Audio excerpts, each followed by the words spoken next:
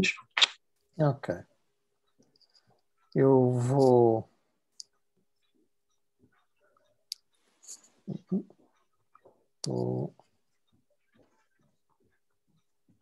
Deixa-me só ver se eu consigo tirar isto aqui do meu computador, que isto está.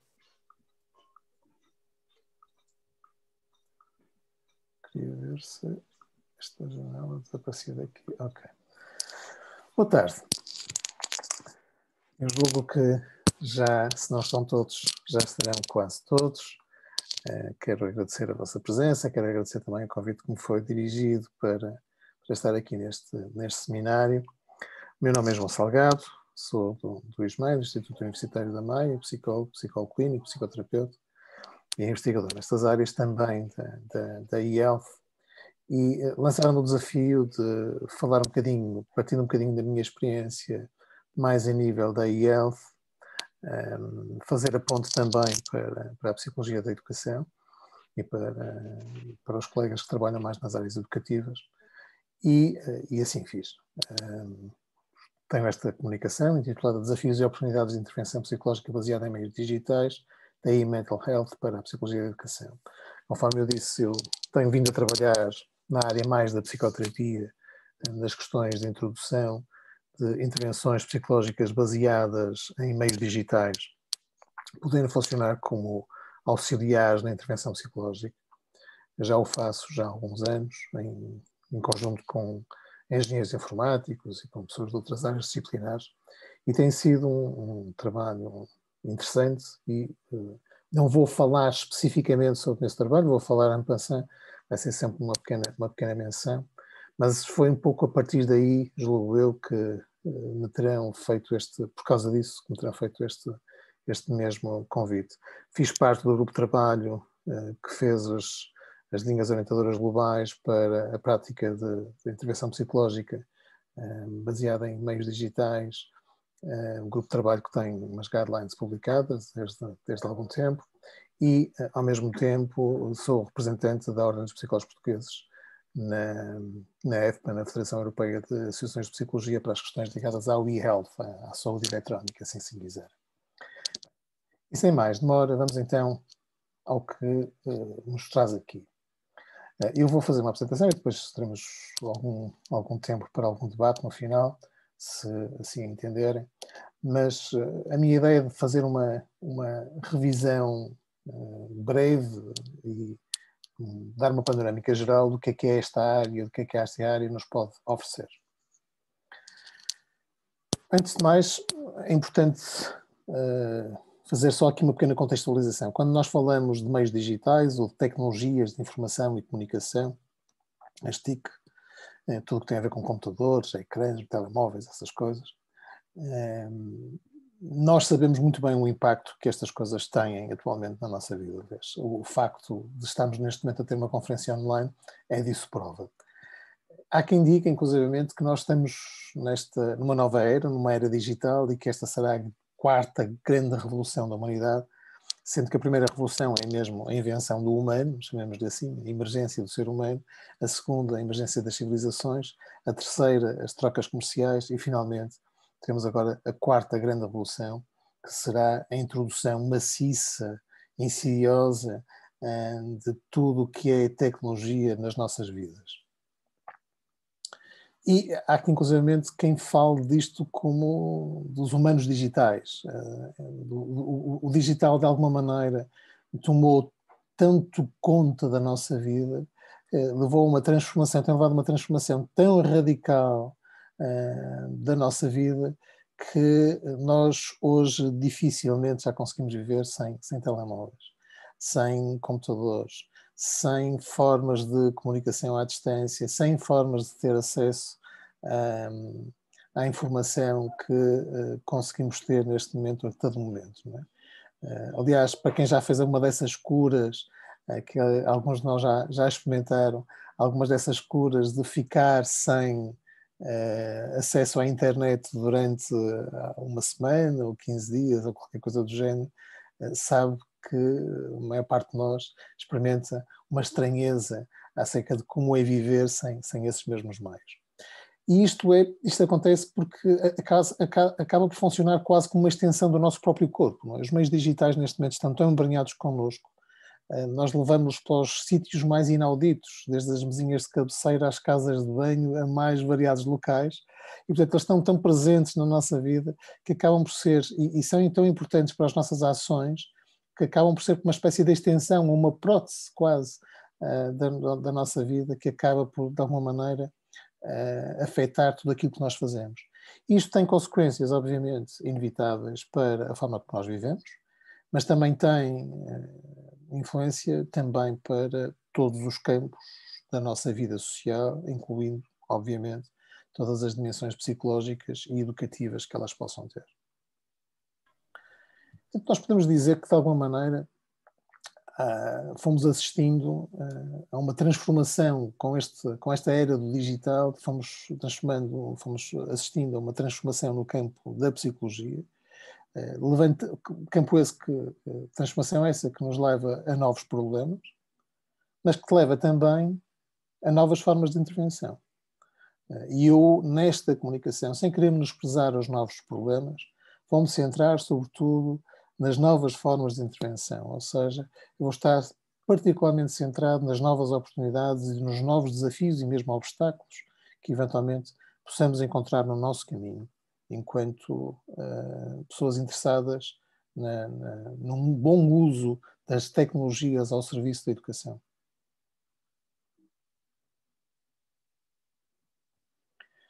E é verdade que nós comunicamos cada vez mais, não é? Acho que ninguém duvidará que nós estamos mais perto. Vocês estarão neste momento, provavelmente, cada um de vocês, nos mais variados pontos. E estamos aqui, de alguma maneira, apesar de geograficamente distantes, nós estamos neste momento a partilhar um momento. E nesse sentido nós comunicamos cada vez mais, não é? Mas comunicamos de modos muito diferentes. E começaria exatamente só por abordar ligeiramente os problemas que este modo de comunicação pode trazer. Isto não é uma comunicação sobre os efeitos nefastos que as tecnologias têm, mas não me sentiria bem se não também os abordasse, nem que fosse numa primeira instância e de uma forma muito panorâmica. Já agora, também temos cada vez mais acesso à informação, não é? Mas também é verdade que a desinformação também tem crescido, olhos vistos, nas redes sociais, e sabemos da dificuldade que nós temos em ter meios adequados para saber lidar com esse problema. Portanto, estes são dois dos problemas que nós temos neste momento, dois problemas grosseiros, diria eu, que nós temos, que é de termos formas de comunicar que algumas vezes nos desenraizam do contacto com os outros, e ao mesmo tempo é que temos acesso a muita informação, mas que essa informação muitas vezes não ser devidamente coada, datada, e de não ser devidamente ponderada, e temos de fazer um esforço acrescido para conseguir distinguir o trigo do joio, a informação que de facto vale a pena daquela que é apenas desinformação. Então, façamos então só uma breve incursão de problemas que eventualmente com que nós nos vamos deparando ao longo do tempo, enquanto psicólogos e nas nossas vidas diárias. Quais são os problemas psicológicos associados ao digital? Temos vários exemplos de problemas novos trazidos pela evolução digital. Temos as edições ou as dependências à internet, a promoção de comportamentos agressivos e violentos, como, por exemplo, as próprias automutilações, o cyberbullying, numa variação do que acabei de dizer, as perturbações de jogos da internet, ou seja, pessoas que ficam, de facto, com um problema aditivo relativamente aos jogos da internet, aos videojogos. Temos também os diferentes problemas de segurança que muitas vezes nos afligem enquanto pais, educadores e mesmo enquanto cidadãos. E estes são apenas alguns dos exemplos. Então, perante isto, o que é que nós podemos fazer? Quando as pessoas se sentam à mesa num restaurante, saudosos tempos em que nós nos sentávamos num restaurante, mas lembrando esses momentos em que partilhávamos algum tempo com a família ou com os amigos, e que muitas vezes o que nós víamos era as pessoas pegarem nos telemóveis em vez de conversarem uns com os outros, imagem essa que com certeza nos faz sempre alguma confusão. E, portanto, há aqui um problema muitas vezes, de excesso de intromissão desta área digital nas nossas próprias vidas. O que é que nós temos de fazer perante isto? Bem, muitas vezes o que nós pensamos eu precisava era de uma cabana no meio de um sítio deserto, de forma em que não tem wireless, não tem a tecnologia nenhuma, de forma a poder resistir a isto. Havia um filme há uns anos atrás que acabava um bocadinho mal, que era o Into the Wild, em que alguém fugia pelo meio, para o meio da natureza, exatamente, para fugir daquilo que nós chamamos de civilização. Mas nós não precisamos necessariamente fazer isto, ok? Por muito bom que seja, eventualmente fazer uma pequena temporada num sítio afastado de todos estes meios, é verdade é que quando nós voltamos à vida social de que todos nós dependemos, de alguma maneira nós precisamos sempre ter algum tipo de acesso à tecnologia, saber trabalhar com ela. Não é? E, portanto, a este nível, eu acho que a psicologia tem necessariamente e tem que ter um contributo decisivo ao nível destes problemas, de forma a que a gente não tenha que se isolar para lidar com eles. E isso passa também, por incrível que possa parecer, muitas vezes fazer um melhor uso das próprias tecnologias, ou seja, nós precisamos saber usá-las o melhor possível, de forma que isso possa contribuir de uma forma adequada para o nosso próprio bem-estar. E o que nós temos são novas perspectivas, novos horizontes, que também podem emergir com as tecnologias de informação e comunicação, e que, se forem adequadamente utilizadas, nos podem auxiliar no nosso trabalho enquanto psicólogos e psicólogas, enquanto educadores, enquanto professores, enquanto pais, enquanto cidadãos. Não tenho nada desde o primeiro. Nada, nenhuma fichinha. Desculpem, não estão a ouvir nada? Estamos a ouvir, professor. Se calhar era alguém que tinha o microfone desligado. Ok, então vou continuar. Ok, vou continuar então.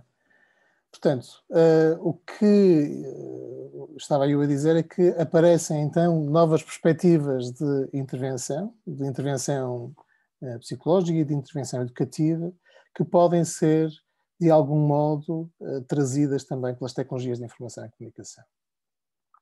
E como? O que é que estas novas perspectivas e o que é que as tecnologias de informação e comunicação nos podem trazer? Grosso modo, podem-nos trazer, ao promoverem a nossa capacidade de comunicação e de comunicação à distância, podem promover logo uma grande remoção de barreiras. Estas barreiras são de variados tipos. Temos, antes de mais, barreiras geográficas. Não é? O exemplo que nós temos neste preciso momento, nós conseguimos estar a conversar, a falar uns com os outros, neste caso, a ouvir-me. Vocês conseguem estar a ouvir-me independentemente do local geográfico onde estão. Depois há também barreiras financeiras que podem ser removidas, ou seja, pessoas que de outro modo não teriam acesso por falta de meios financeiros a determinado tipo de informação e a determinado tipo de intervenção, poderão fazê-lo e, inclusivamente, há a promessa em determinados momentos de conseguir reduzir os custos associados aos cuidados de saúde e aos cuidados educativos que eventualmente sejam necessários ter. Também algumas barreiras psicológicas, é se calhar mais fácil para algumas pessoas serem atendidas num regime online, por exemplo, do que em presença. Algumas barreiras sociais, algumas barreiras físicas, etc. E, portanto, isto leva a uma ampliação e até, em alguns casos, uma eventual redefinição das próprias formas de prestação de serviços pelos próprios psicólogos. O que é que isto é prometido? Isto este slide, esta imagem que eu tenho aqui, é tirada do site da Silver Cloud. A Silver Cloud, para aqueles que não conhecem, a Silver Cloud é um gigante na produção de software para questões ligadas à saúde mental. É o maior fornecedor de software de e-health para o sistema de saúde britânico. Mais de cerca de 90%, ou cerca de 90% dos produtos que existem em termos de saúde mental eletrónica no sistema de saúde britânico são fornecidos exatamente pela Silver Cloud e que tem uma série de plataformas, inclusive algumas delas vão mencionar um pouco mais à frente. E basicamente o que eles dizem o que é. Nós temos soluções de escala para aumentar o acesso, reduzir os custos e melhorar os resultados dos pacientes. Ou seja, o que é que se promete? Promete-se uma escala de intervenção muito maior, inimaginável sem estes meios, que nos permitirá ter muito mais gente tratada, quando dizem tratada aqui, também poderá ser educada, eventualmente até com melhores resultados e com redução de despesas. Isto é, digamos, resolver a quadratura do círculo, quase. É uma promessa que é difícil de cumprir, mas se ela for, pelo menos parcialmente conquistada, já valerá a pena.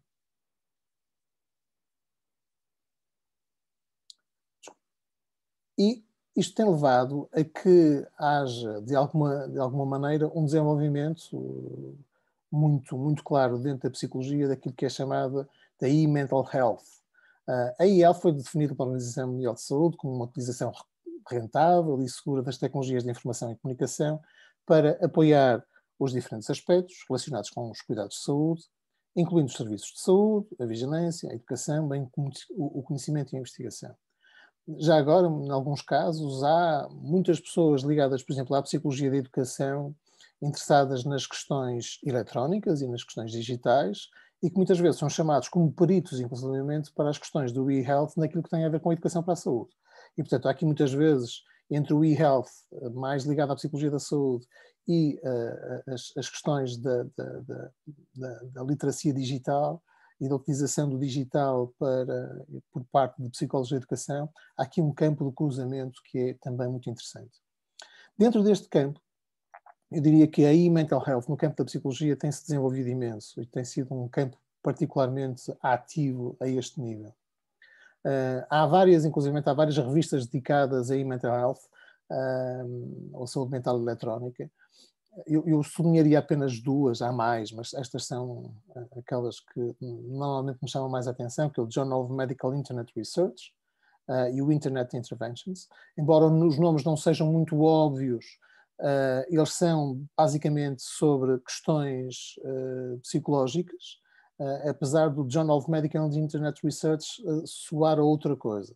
O JMIR, este Journal of Medical Internet Research, muitas vezes conhecido na gíria como JMIR, o JMIR tem de facto várias revistas, é neste momento já um conjunto de revistas. Tem o JMIR propriamente dito, que é um bocadinho mais genérico, envolve questões médicas ligadas à internet, mas envolve algumas questões médicas, mas muitas delas são de saúde mental.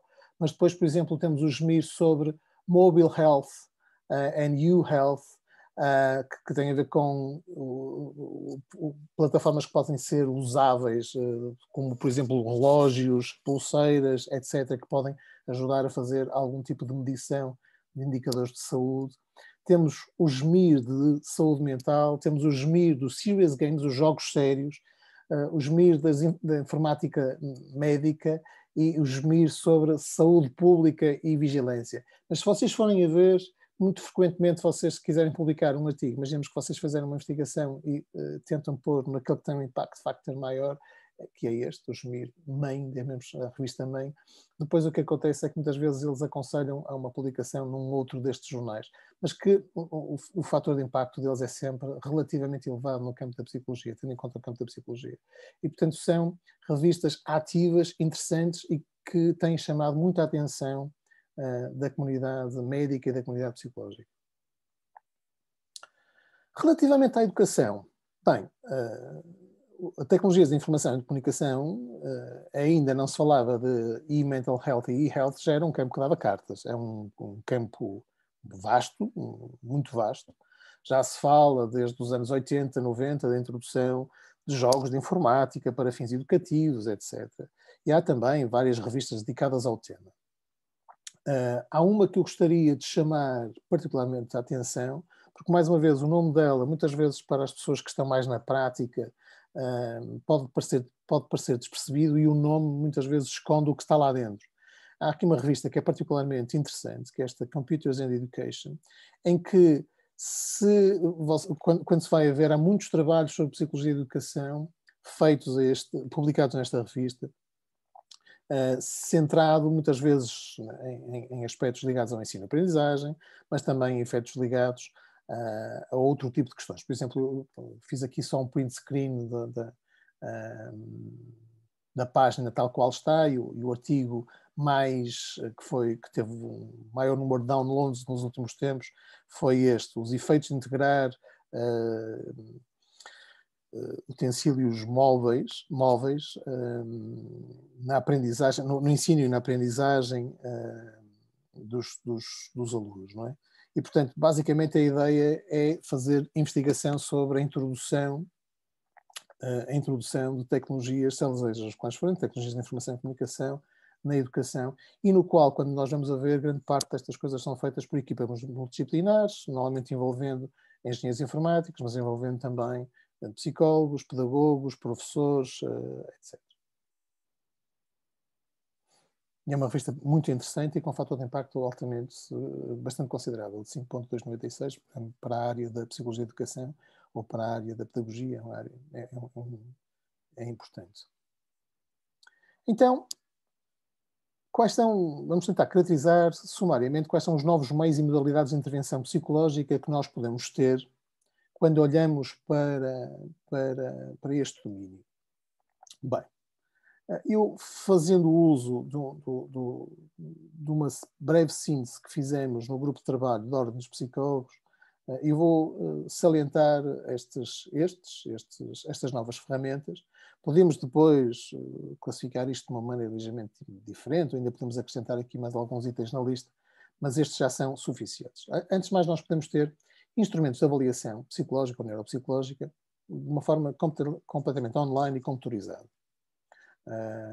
Portanto, nós podemos, em alguns casos, nós podemos pedir às pessoas para responderem a determinado tipo de instrumentos de avaliação psicológica que podem estar disponíveis online e nem precisamos estar face a face com a pessoa. Pode ser uma coisa completamente autónoma, feita pela própria pessoa. Isto pode servir efeitos de triagem, por exemplo, até quanto é que a pessoa está ou não está com depressão, por exemplo. Nós podemos, eventualmente, fazer aqui, criar com alguns questionários, nós podemos fazer uma breve triagem de eventuais problemas de saúde mental que as pessoas tenham. A mesma coisa acontece relativamente a problemas ligados a questões educativas, a questões de aprendizagem, por aí fora. Nós também temos meios de comunicação à distância, que na situação atual têm sido particularmente valorizados, a videoconferência, telefone, chat, e-mail. Temos também, e isto é menos conhecido em Portugal habitualmente, programas de intervenção psicológica computadorizados ou mediados pela web, ou seja, são programas de intervenção baseados na internet, se quiserem. Isto significa, por exemplo, criar módulos de intervenção para determinado tipo de problemáticas específicas e que as pessoas podem ir cumprindo em casa e de uma forma quase autoguiada, ou seja, sem qualquer apoio de algum profissional, mas também pode ser guiado por um profissional à distância, como pode ser eventualmente utilizado como elemento complementar a uma intervenção que é feita face a face, seja presencial, seja feita à distância, mas podem ser feitas de formas complementares. Mas basicamente o que nós estamos a falar são módulos de intervenção online. Isto existe para os mais variados gostos. Por exemplo, a nível de saúde mental, existem coisas para a depressão, existem coisas para a ansiedade, existem coisas para a insónia, por aí fora. A mesma coisa acontece neste momento também para programas educativos relativamente a algum tipo de conteúdos. Vocês já provavelmente, por exemplo, que estão ligados ao ensino das ciências, ou ao ensino, sei lá, da matemática, ou do português, e começam a aparecer cada vez mais produtos a este nível que prometem, de alguma maneira, que o aluno vá progredindo autonomamente num determinado jogo ou num determinado ambiente que é completamente online. Temos também dispositivos móveis, que em si mesmo amplia e torna mais disponível os meios digitais para toda a gente. Um outro formato, uma outra ferramenta a ter em conta são os jogos. E aqui fala-se muitas vezes de jogos sérios, serious games. Os jogos sérios são jogos onde se aprendem coisas sérias. Basicamente, a ideia é ter uma determinada competência, uma determinada qualidade a ser desenvolvida e basicamente criar um ambiente gamificado que de alguma maneira permita as pessoas ir progredindo, ir julgando, mas sempre centrado em coisas que sejam relativamente sérias.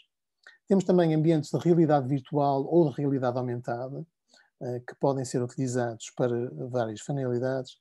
E temos ainda, em última análise, tecnologia robótica aplicada à saúde e à saúde mental, que eventualmente, e à educação, em última análise também, que também que começa a dar os seus passos de uma forma mais firme. Ora, todas estas ferramentas que nós temos aqui listadas, depois podem dar origem a serviços de psicologia mediados por TIC, ou seja, nós podemos utilizar isto para formatar a forma enquanto psicólogos e psicólogas servimos os nossos clientes. E uma das as modalidades que se destacam mais uma vez não vamos ser exaustivos aqui, mas aquelas que se destacam mais, será a telepsicologia, ou psicoterapia, ou aconselhamento online, ou seja, atendimento psicológico, consulta psicológica feita à distância. Também podemos ter intervenção psicológica com recurso a programas de intervenção computadorizados, ou seja, baseados na internet, que eu vos falei anteriormente. Podemos também fazer algo muito parecido, mas mais baseado nos dispositivos móveis, nos telemóveis. E depois, em última análise, podemos também ter coisas como grupos de online. Isto para lá de sites com informação, formas de, eventualmente, conseguir de guiar as pessoas através de fóruns de discussão. Há múltiplas formas que podem, entretanto, surgir também a este propósito. Mas estas são algumas das principais. Relativamente à telepsicologia, acho que todos nós, de alguma maneira, fomos forçados durante esta pandemia a ter que nos ambientar a estas novas exigências e este novo ambiente. Não é? E, portanto, uma das coisas que nós nos habituamos a fazer foi utilizar, por exemplo, tecnologias como o Zoom, que vieram progressivamente substituir outras. As pessoas falam cada vez mais em Zoom, falam menos em Skype, por exemplo, mas o Skype continua aí. Mas também há soluções, por exemplo, como por exemplo o Microsoft Teams, que tem depois pacotes específicos para profissionais de saúde, por exemplo. E a ideia basicamente é que nós podemos fornecer serviços à distância. Não é? Agora, há aqui algumas questões que permanecem por ser resolvidas. É lógico que nós tivemos uma aprendizagem muito rápida durante o último ano relativamente ao uso de consultas à distância. Uma das únicas coisas boas, provavelmente, que a pandemia... As pessoas falam muitas vezes das coisas boas que a pandemia trouxe. Eu vejo muito poucas. Eu não trocava por nada um mundo sem pandemia. Claramente preferível, julgo eu, para todos nós. Mas, independentemente disso, eu reconheço que julgo, quando eu escuto as pessoas, que a atitudes profissionais relativamente às consultas à distância melhorou. Ou seja, as pessoas, como foram forçadas, de facto, a fazer muitas vezes atendimentos à distância, acabaram por perceber que algumas das limitações que as pessoas antecipavam ter nesses meios não existem. Não significa isso que não hajam obstáculos. As condições para fazer um uso adequado destas mesmas tecnologias nem sempre estão garantido. Muitas vezes as pessoas não têm condições de privacidade para estar a falar com o psicólogo no computador, não têm muitas vezes condições de rede adequadas, por aí fora. Há depois também como tudo isto foi muito apressado, a maior parte das pessoas viu-se envolvida em consultas à distância sem ter nenhum tipo de treino, nenhum tipo de formação no uso específico destas tecnologias. E há aqui, de vez em quando, algumas pequenas modificações que eventualmente modificações de algum tipo de treino, algum tipo de formação que pode ser dado e que poderia modificar para melhor a forma como as pessoas estão a fazer estas mesmas consultas. Mas, de qualquer maneira, é qualquer coisa que eu acho que veio para ficar e que será um ganho, julgo eu, para todos nós. Depois, existem outras modalidades. Por exemplo, quando nós falamos de intervenção psicológica com recurso a programas de intervenção baseados na internet, por exemplo, há aqui um dos exemplos que eu tenho aqui, é o Moodbuster. O Moodbuster é um programa criado por um consórcio europeu, inicialmente era basicamente para tratar a depressão. Módulos online baseados em terapia cognitiva comportamental para tratar a depressão. E o que nós fizemos na nossa equipa no ISMAI foi, em conjunto com o Inesc, fazer uma adaptação deste Moodbuster para português e começar a utilizá-lo e a ver a sua eficácia. Portanto, isto é uma coisa que existe neste momento em português, e que neste momento está a funcionar. Ainda estamos em fases de testes de algumas coisas, mas estão neste momento, nós temos os dados que nós temos neste momento mostram que é uma coisa que funciona e que pode ser utilizado como uma forma de reduzir o número de consultas presenciais que nós temos em termos de terapia, ou seja, as pessoas podem fazer mais trabalhos de casa, se quiserem, entre consultas, e que isso pode permitir um maior espaçamento das consultas e diminuir a necessidade de vir semanalmente, por exemplo, ao psicólogo. Depois, aqui eu estou-vos a mostrar algumas das aplicações que existem da Silver Cloud para questões de saúde mental. E existem imensas. Ansiedade generalizada, ansiedade de doença, obsessão-compulsão, ansiedade social, fobia, pânico, depressão, stress, depressão e ansiedade, o toolkit da perturbação bipolar. Se vocês forem para o well-being, para o bem-estar, vão encontrar muitos mais. E, portanto, isto são exemplos. O que é que são estas coisas aqui? Cada uma destas coisas é um programa informático que é utilizado normalmente num sistema de saúde britânico para situações de depressão leve a moderada, em que as pessoas se mostram disponíveis para serem guiadas neste processo à distância, ou seja, contacto telefónico, algum contacto por e-mail regular, todas as semanas, 10, 15 minutos, contactam com um profissional de saúde, e basicamente o trabalho que as pessoas vão fazendo relativamente a cada uma destas condições é um trabalho autónomo. Elas vão fazendo isto e vão respondendo isto em casa. Ao mesmo tempo, o profissional de saúde em casa vai monitorizando, vai percebendo se as pessoas estão a aderir, se não estão a aderir, se a coisa está a resultar, que resultados é que as pessoas estão a ter mediante os questionários que lhes vão sendo aplicados, e, portanto, podem ir fazendo algum tipo de intervenção à distância, diminuindo, e essa é a promessa, diminuindo os encargos que isto representa para o sistema de saúde. Algumas vezes as pessoas dizem, mas isso significa que os psicólogos não são necessários? Não. Não é verdade. As pessoas que estão responsáveis, na maior parte dos counties na Inglaterra, onde estas tecnologias são utilizadas, os técnicos que são responsáveis por a implementação deste tipo de plataformas à distância são responsáveis sensivelmente por 3.000, 4.000 no máximo pacientes. Portanto, é um número que ainda estamos muito longe em Portugal de conseguir ter. E este é um exemplo de como é que nós podemos pegar também nestas plataformas. Isto é um projeto do qual eu fui responsável, em que nós basicamente, no I Care for Depression, basicamente nós utilizamos aquela plataforma, o Moodbuster, basicamente para combinar consultas face a face com módulos autoguiados online para tratamento da depressão e, conforme eu vos disse anteriormente, com resultados particularmente promissores. E, portanto, eu estou-vos a falar até agora basicamente de questões mais ligadas à saúde e à saúde mental, não é? A questão depois é, e na psicologia da educação? Isto não existe? Bem, existe. Nós todos sabemos que existe neste momento ensino baseado em meios tecnológicos, há aí ferramentas, há escolas virtuais, há plataformas onde se mostra de uma forma muito clara o cruzamento entre a educação e estas plataformas. Depois, há coisas que são menos evidentes, mas que também têm sido feitas. Por exemplo, tem sido muitas vezes estudados como é que alguns jogos, alguns videojogos, podem ser eles próprios contextos de aprendizagem. E houve um caso paradigmático disto, que é o Portal 2, um jogo, basicamente em torno de puzzles, mas que foi estudado basicamente até que foi estudado como uma ferramenta possível ou potencial de resolução de problemas, desenvolvimento da capacidade de resolução de problemas, de capacidades espaciais e de persistência nas tarefas. E, aparentemente, com muito bons resultados. Ou seja, os utilizadores que passavam bastante tempo a utilizar este jogo tinham ganhos evidentes relativamente ao grupo de controle que fazia o mesmo, que treinava o mesmo tipo de competências de outra forma. E, portanto, os jogos podem ser promotores de desenvolvimento. Podem também trazer problemas, obviamente, mas podem ser promotores de desenvolvimento e de aprendizagens.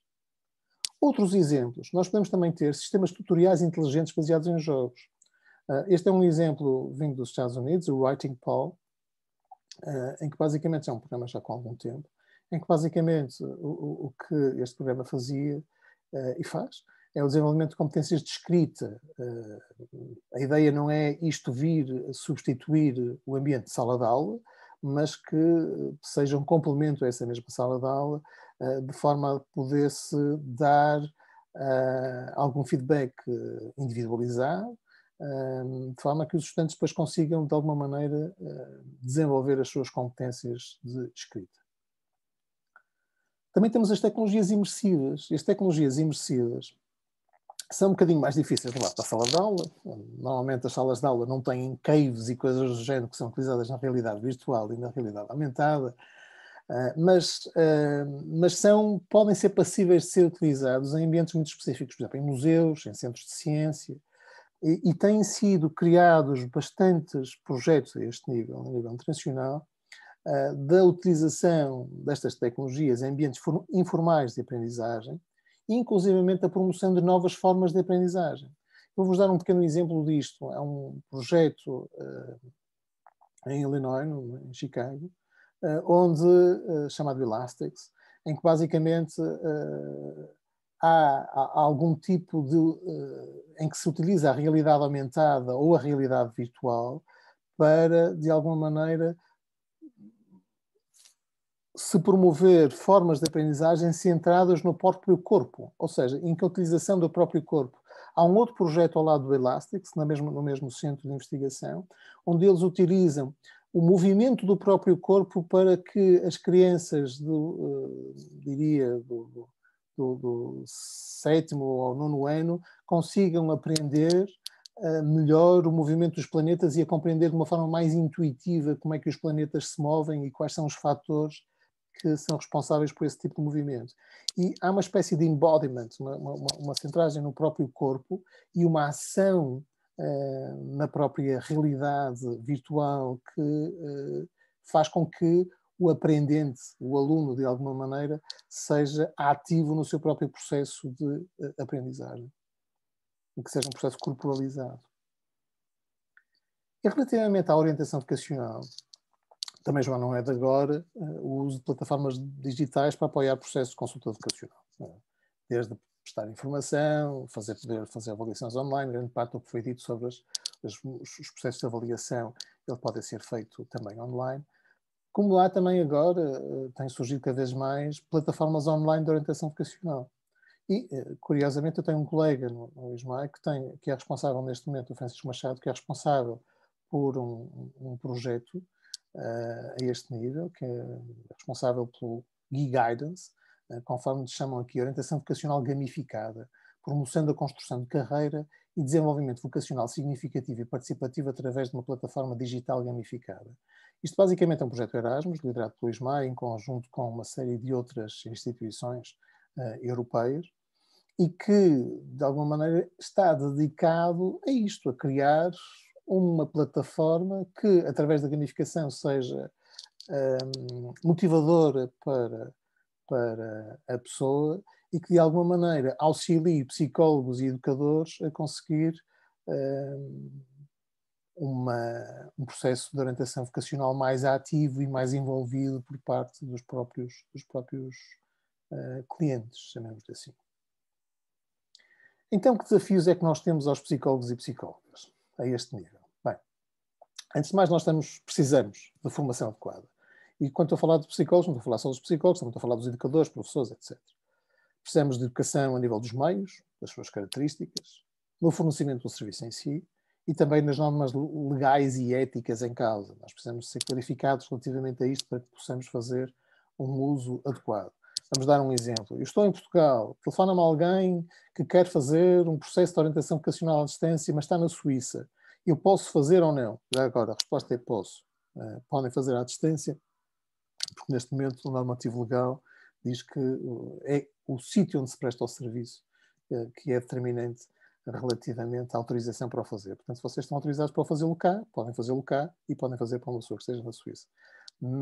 Mas há muitas outras questões que se podem colocar a este nível e é bom sempre que nós tenhamos a formação adequada. Depois, há aqui uma dificuldade, que é uma dificuldade do próprio território.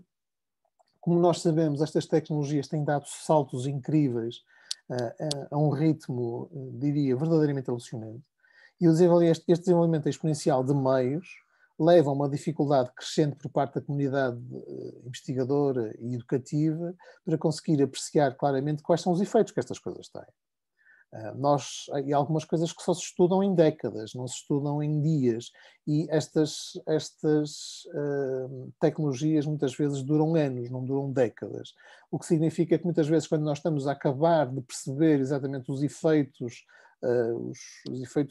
benéficos e prejudiciais de determinado tipo de ferramentas e da sua utilização e dos seus modos de utilização, muitas vezes quando nós já estamos a começamos a ter alguma resposta, o meio já está desatualizado e agora o obstáculo já é outro. E, portanto, há aqui muitas vezes uma dificuldade que não se compadece com esta... que não se compadece... No fundo, o tempo da tecnologia muitas vezes não respeita o tempo da ciência que seria necessário. Depois, há uma coisa que acho que todos nós sentimos quando já estamos nesta coisa do online, não é? Que isto normalmente leva a uma ampliação de contactos com clientes e dos serviços prestados e que muitas vezes leva novas e mais situações de contacto que sejam possíveis e que precisa muitas vezes também ser devidamente formadas, devidamente clarificadas e muitas vezes não estamos devidamente preparados para elas. Portanto, precisamos nos preparar para isso. Perigos, também há. Os perigos, em última análise, têm a ver com os fins para que os meios são usados, não é? E aqui eu diria que basicamente temos algum perigo de desumanização do serviço prestado, muitas vezes sentado mais no conteúdo, nas formas e menos naquilo que eles devem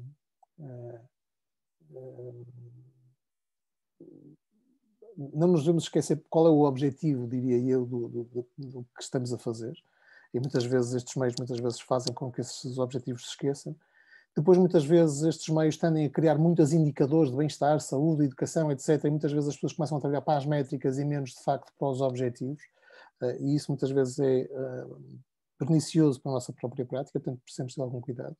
A sobrecarga e o excesso de trabalho que muitas vezes isto representa, até porque ao eliminar-se muitas vezes barreiras na separação entre o trabalho e a esfera privada, que foram exacerbadas durante esta pandemia, isto acaba por ser também um problema. Em alguns casos, precisamos ter cuidado com o facto disto poder, em vez de promover a adaptação social e a educação das pessoas, promover exatamente o contrário, a exclusão, o isolamento, a clausura. Temos que também ter algum cuidado com a cultura de hiperindividualismo que anda à solta na internet muitas vezes. E também, o que eu diria é que estes perigos também serão quase resultados inevitáveis da marcha do tempo e que de alguma maneira nós temos de estar preparados para eles, não é? Não vá um dia a gente ter que explicar ao nosso filho que ele não foi um download, ele nasceu mesmo, não é? E então, quais são as potencialidades e oportunidades, e com isto eu gostaria de terminar. Antes de mais, ampliar a capacidade de intervenção, removendo barreiras, promovendo uma maior escala, melhorar a relação custo-benefício e possibilidade de intervir à distância ou centrada na autoajuda, educar a população em questões psicológicas e de promoção de bem-estar, fomentar uma real implementação de políticas de prevenção e de desenvolvimento com menores custos e maior eficácia. Podemos também contribuir decisivamente para o desenvolvimento de ferramentas digitais noutras áreas profissionais, em que os psicólogos eventualmente podem ser úteis. E também, finalmente, a investigação e educação dos efeitos que o uso do meio digitais tem nas diferentes esferas da vida humana é algo no qual os psicólogos terão, de certeza, uma palavra a dizer. E com isto eu terminava, agradecia a vossa atenção e estou disponível agora para algumas questões que eventualmente me queiram colocar. Muito obrigado.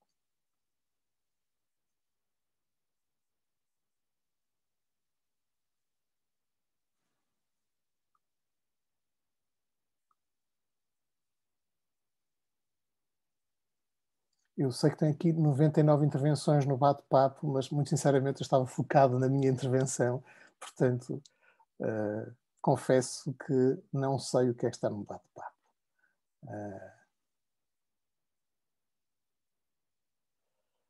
Alguma questão, alguma dúvida? Tem aqui uma pergunta que é sobre a plataforma, da Ruth Isabel Fernandes, que me pergunta se a plataforma Ciberlegal pode ser utilizada aqui em Portugal. Não. Ela só está nos sítios onde está contratualizado. E neste momento não há ninguém, julgo eu, em Portugal, com autorizações para a Cibercloud. Ok?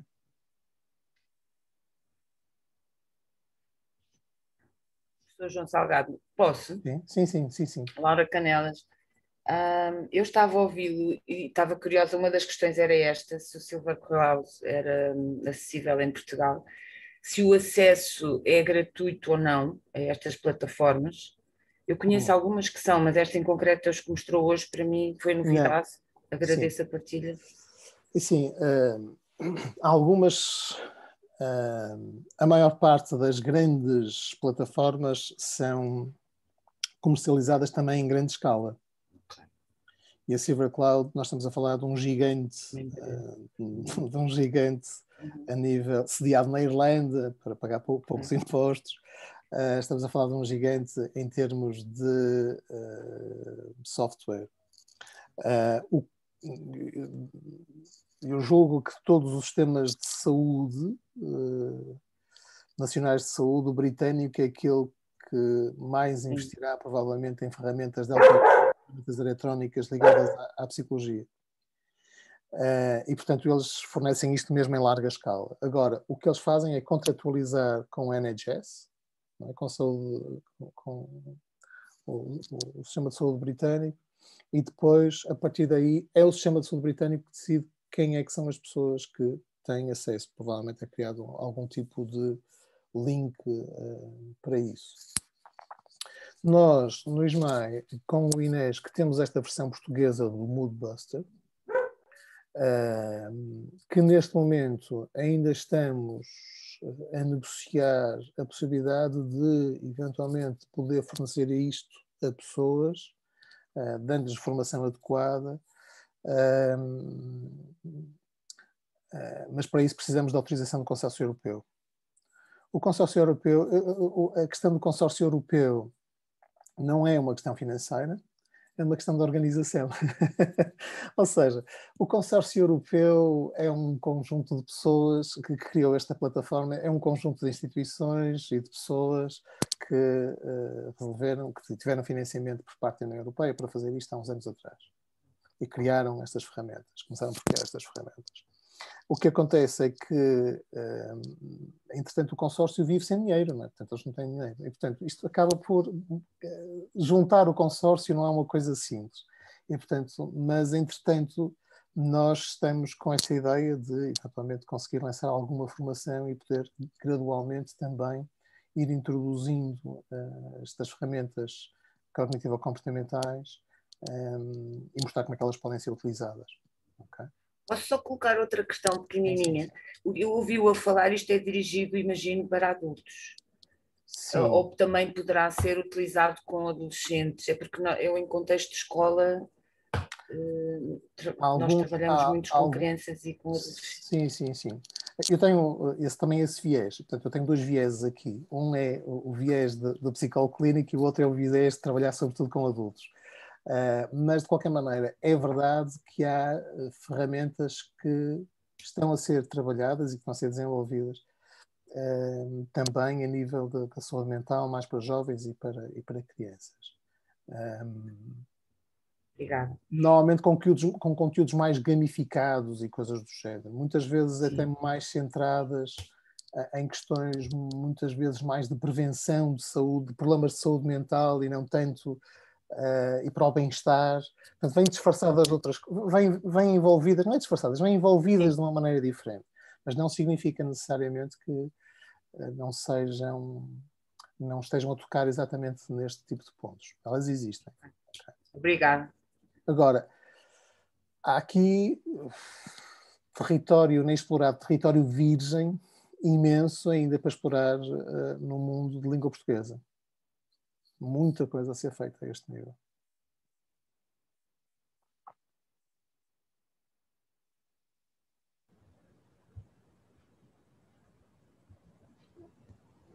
Boa tarde, professor. Boa tarde. Posso colocar uma questão? Relativamente então ao site que nos mostrou do Guidance, sim. Também não é possível utilizarmos, ou é? O Guia Guidance basicamente é um projeto que vai estar implementado até 2022 e eu não sei, eu não faço parte da equipa, eu conheço a equipa, parte da equipa do ISMAI, mas eu julgo que a ideia depois é divulgar. Portanto, a ideia não é que aquilo fique fechado a ideia é que haja uma plataforma que eventualmente esteja disponível, não sei exatamente em que termos, não é? Mas normalmente os projetos Erasmus+, estas plataformas, quanto mais públicas e disponíveis e gratuitas, melhor. Portanto, julgo que é mais uma coisa desse género. Obrigada, Okay. professor. E criar a ferramenta e depois disponibilizá-la, não sei exatamente em que moldes. Está bem, professor. Obrigada pela partilha. Mas escreva ao Dr. Francisco que ele responderá com todo o grado. Sim, isso. Obrigada pela dica. Ok.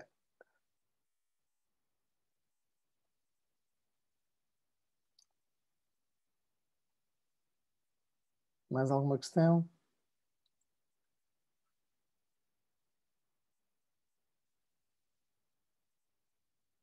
Este é um dos problemas do online. Estes silêncios que parecem sempre um bocadinho mais comprometedores. Não sei se posso falar. Olá, Conceição. Olá, tudo bem? Tudo não é bem uma questão, é mais uma partilha, digamos assim. Sim. Pronto, relativamente a estes instrumentos e estas plataformas, já vimos que ainda teremos de esperar algum tempo para o acesso, não é? Para termos esse acesso e podermos explorar. De qualquer forma, eu acho que o ano passado, de uma forma ou de outra, obrigou-nos de facto a agir. Eu tenho de admitir, quando eu pensei fazer as consultas por videochamada, o atendimento aos miúdos por videochamada, os meus adolescentes, no início fiquei muito receosa, como é óbvio, não é? Principalmente pelas questões de privacidade. Curiosamente, eu acho que não tenho tanto que me preocupar, porque eu acho que eles têm mesmo, eles próprios, efetivamente, têm cuidado com essa privacidade. E muitas vezes nota-se, porque vê-se quando eles ficam calados e olham para o lado, e eu aí digo logo, está aí alguém, e terminamos, ou fazemos de outra forma, ou fazemos, por exemplo, por contacto telefónico, já me pediram isso, torna-se mais fácil, por exemplo. De qualquer forma, pessoalmente, e neste contexto de pandemia, neste momento, se calhar, é muito mais gratificante estar a fazer uma videochamada com um adolescente em que estou a olhar diretamente para ele, não é? Olhos nos olhos, do que um presencial em que estamos de máscara.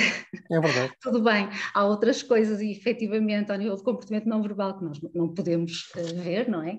A questão deles mexerem-se ou movimentarem determinados as mãos, as pernas, por exemplo, mas efetivamente cria-se uma relação de proximidade com eles, mesmo através da própria utilização dos meios tecnológicos. Sim, e de alguma forma há essa proximidade efetiva.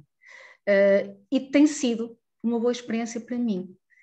Eu não sou uma pessoa que agarra muito a mudança, tenho alguma resistência à mudança, tenho que admitir, até ser convencida por ela, não é? e aí vamos lá para a frente. E, portanto, acho que faz realmente todo o sentido, e acho que é uma boa forma de partilha e efetivamente de estarmos com eles. Agora, tudo acho que tem que ter realmente os seus limites. Essa questão que falou no início, de haver, às vezes não haver os tais limites entre o trabalho em casa, não é? E o trabalho, o extra-trabalho, isso aconteceu-me no primeiro período de pandemia, em que realmente eu sentia a certa altura que estava a trabalhar de manhã à tarde e quase à noite. Não é? Porque efetivamente mesmo os pais tinham acesso através dos e-mails, e eram pedidos e chamadas constantes.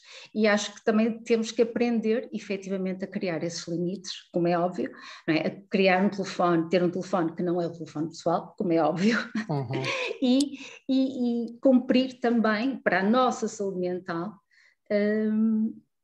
um certo horário, não é? Um certo horário que pode ser flexível, no sentido de não ser das 9 às 3, imaginemos que o horário é das 9 às 3, mas porque é mais fácil falar com pais ao final da tarde, ser flexível no horário, mas não no número de horas.